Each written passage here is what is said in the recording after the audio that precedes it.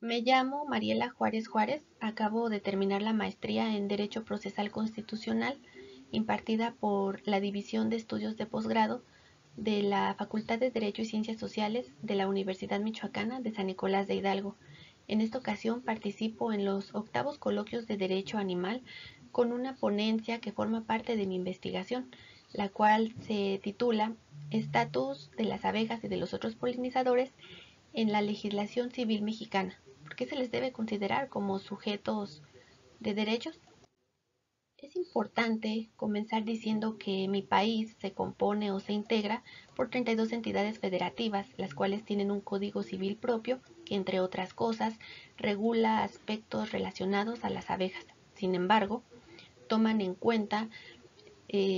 o como referencia al Código Civil Federal, es decir, el contenido de sus artículos relativos a estos insectos son en algunos casos o en su gran mayoría una reproducción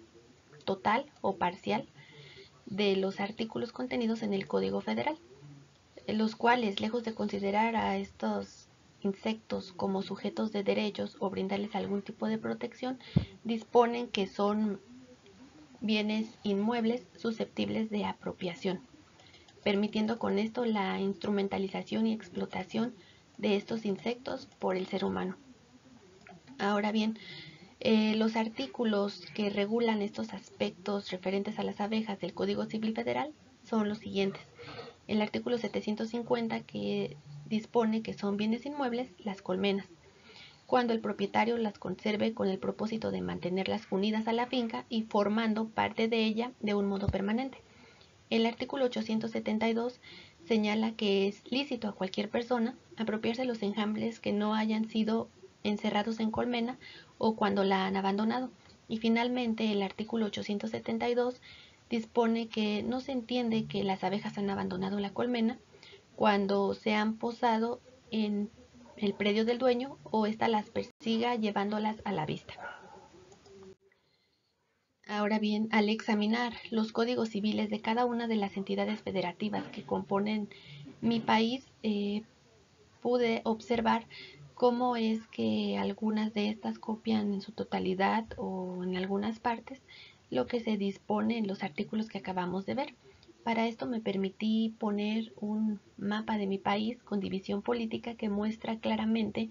las 32 entidades federativas que lo conforman. Asimismo, les puse diferentes tonos de verde y un amarillo para diferenciar qué estados o qué entidades copian en mayor o menor medida lo que se dispone en el Código Federal. El primer tono de verde corresponde a las entidades federativas que copian en su totalidad lo dispuesto en los artículos del Código Civil Federal. El segundo tono de verde corresponde a entidades federativas que copian casi en su totalidad lo dispuesto en los artículos del Código Federal, pero no de la misma manera, ya que en algunos de estos dos artículos pueden estar en uno mismo o en otros hay una palabra de más o de menos, lo cual no altera el significado de estos. El otro tono de verde corresponde a las entidades federativas que, además de juntar el contenido de dos artículos en uno, excluyen de manera parcial alguna parte de estos. Y finalmente el tono amarillo corresponde a las entidades federativas que también copian algunos artículos previstos en el Código Federal, pero que se diferencian del resto de los códigos civiles de las otras entidades federativas porque aportan cosas importantes en estas, lo cual veremos a continuación. Estas entidades a las que hago mención son el estado de Querétaro y el estado de Durango, que, como se puede apreciar en esta lámina, copian en sus artículos lo que está dispuesto en el Código Civil Federal.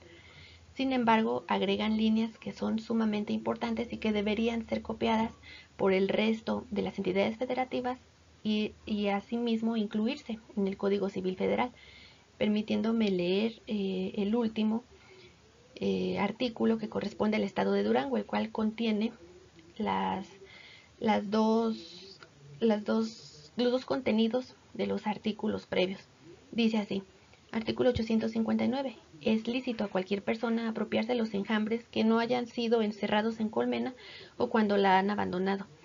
respetando en todo momento las disposiciones relativas a la preservación de las abejas, lo cual nos deja claro también que en estos dos estados, por lo menos, existen disposiciones relativas que hablan sobre la preservación de las abejas. A propósito de esto, debemos hablar de un tema que es muy importante para mi investigación, que es la descosificación, lo cual tratamos de hacer en estos códigos, que como ya vimos, las abejas son consideradas como bienes inmuebles. Y para esto debemos hablar de la teoría de los derechos de los animales, o Rijksviews, por parte de uno de sus máximos expositores, que es Tom Regan. Tom Regan señala que todos los seres humanos son sujetos de una vida y por lo tanto tienen por sí mismos un valor inherente. También comenta que los animales deben ser vistos como sujetos de una vida y por lo tanto tendrían por sí mismos este valor. Asimismo, señala que los conceptos de valor inherente y sujetos de una vida son criterios moralmente suficientes para determinar quiénes podrían ser titulares de estos derechos. Por otro lado, Tom Regan señala que no todos los animales tienen derechos, solamente los mamíferos, y que tampoco se trata de todos los derechos, sino los derechos morales básicos, lo cual deja ver que esta teoría por parte de Tom Regan es una teoría especista porque solo se centra o solo se enfoca en los mamíferos. Sin embargo, estoy de acuerdo en que los derechos que se buscan para estos animales no humanos pues deben ser los moralmente básicos o universales, como lo son el derecho a la vida, a la libertad y a un trato digno, por mencionar solo los más importantes. De igual manera, es necesario y fundamental para esta investigación hablar del doctor Cerzanaba Escudero, quien indica en una de sus obras referente a debates jurídico-ambientales a manera de preguntas y respuestas, preguntas que resultan primordiales al momento de definir qué animales o qué derechos deben tener estos. Y bueno, el primer cuestionamiento dice que si solo las personas tienen derechos, a lo que él comenta o a lo que él responde que las personas son por excelencia los titulares de los derechos y hace la diferenciación que hay en nuestro sistema normativo, ¿no? La diferenciación entre personas físicas y personas morales. Asimismo, habla de lo que se debe entender por derechos fundamentales, señalando la definición que propone Luigi Ferrajoli de estos como derechos subjetivos que corresponden a todos aquellos dotados del estatus de persona, lo cual podemos inferir en un primer momento que deja fuera a los animales porque los animales en nuestro derecho pues no están dotados del estatus de persona. Otro cuestionamiento que hace el doctor Nava en su obra es el que sigue. Aunque no sean personas, los animales tienen derechos, lo cual responde de la siguiente manera. Dice que desde la perspectiva del derecho, solo las personas jurídicas, ya sean físicas o morales, tienen derechos y que los animales, bajo la visión tradicional de nuestra disciplina, pues no pueden adquirir tal condición. Asimismo señala que el derecho no acepta que los animales sean personas, pues tradicionalmente se ha ocupado de juridificar a los animales como objetos de derecho y no como sujetos de derecho, lo cual quedó previamente demostrado en las diapositivas anteriores, en las cuales observamos cómo en el caso de México se considera a las abejas como bienes inmuebles, es decir, como cosas, las cuales son susceptibles de apropiación, es decir, cualquiera, cumpliendo lo que se dispone en esos artículos, puede apropiarse de ellas, lo cual hace que sean explotadas y que se les prive de la libertad. Asimismo, otro de los cuestionamientos que hace el doctor César Nava dice que si todos los animales tienen derecho, a lo cual responde que es poco o nada inteligente creer que la teoría de los derechos de los animales se haya configurado para incluir absolutamente a toda especie que pertenezca al reino animal, lo que tiene en común con Tom Regan, que dice que no todas las especies y que solo los mamíferos. También señala que la propuesta que se hace para reconocer que animales tienen derechos, pues atienden a ciertos criterios de diferenciación. Nos pone ejemplos. Uno de ellos es que los animales tengan capacidad mental y emociones como nosotros, así como la existencia de distintos niveles o grados en el tratamiento o consideración moral de los animales. Y dice claramente en esta obra que nosotros no tratamos de igual manera a un perro que a una cucaracha. Y también menciona lo relacionado con el dolor, pues él dice que no siente el mismo dolor un grillo que un orangután, lo cual pues no ha sido comprobado por nadie. El dolor es dolor. No sabemos en qué medida, pero claro que sienten. Y sienten porque están vivos. Sin embargo, en este sentido, en esta pregunta, eh, es alentador saber que cada vez hay pruebas de que los animales no humanos,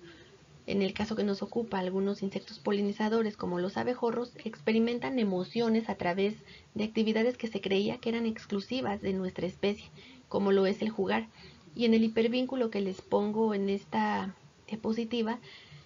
se muestra cómo algunos abejorros juegan con diferentes pelotas sin recibir nada a cambio ni ningún estímulo como lo podría ser el alimento. Simplemente se muestra cómo interactúan con las pelotas, lo cual nos hace pensar que están jugando y que se están divirtiendo. En este sentido, el científico alemán Lars Chitka afirma mediante su libro The Mind of a Bee o En la mente de una abeja que las abejas poseen una gran inteligencia, que son sensibles, que tienen un cierto estado de conciencia y también estados emocionales. Y bueno, también se ha comprobado mediante diversos estudios, uno de ellos publicado en la revista Science, que las abejas, en este caso la apis mellifera, pueden hacer operaciones matemáticas básicas aprendiendo a usar diferentes colores como representaciones simbólicas que les permiten sumar o restar, lo cual nos muestra que estos animales piensan, sienten y tienen conciencia de lo que hay a su alrededor. Finalmente, otro cuestionamiento que tomamos en cuenta, que forma parte de la obra del doctor César Nava, dice así, que si se trata de animales mamíferos, ¿qué tipo de derechos tienen?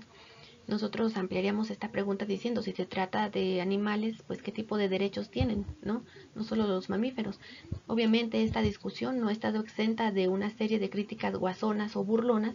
hacia animalistas y ambientalistas que han formulado estos cuestionamientos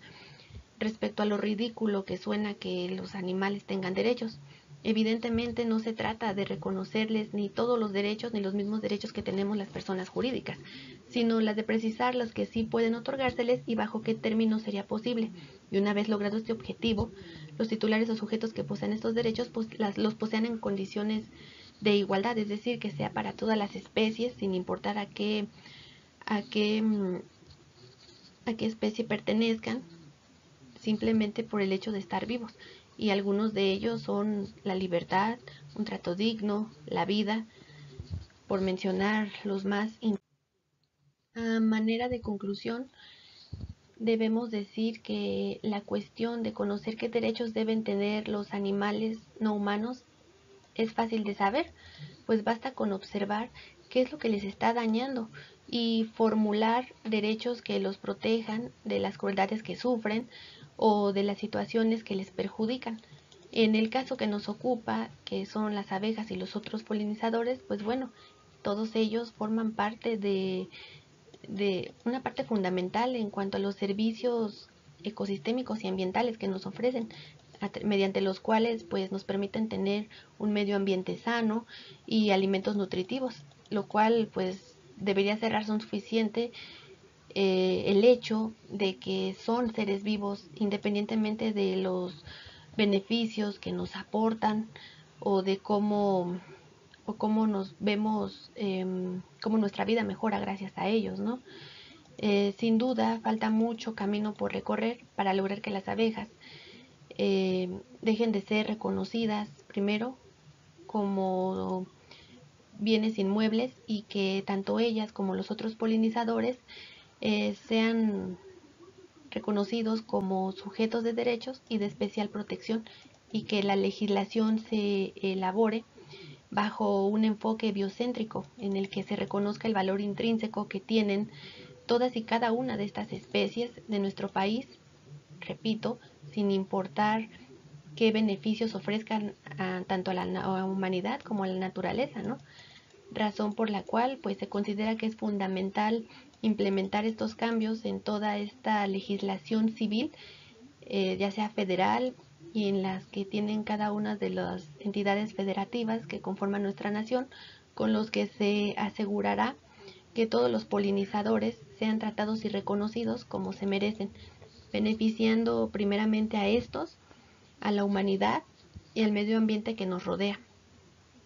Entonces, proteger a las abejas y a los polinizadores, pues es protegernos a nosotros mismos.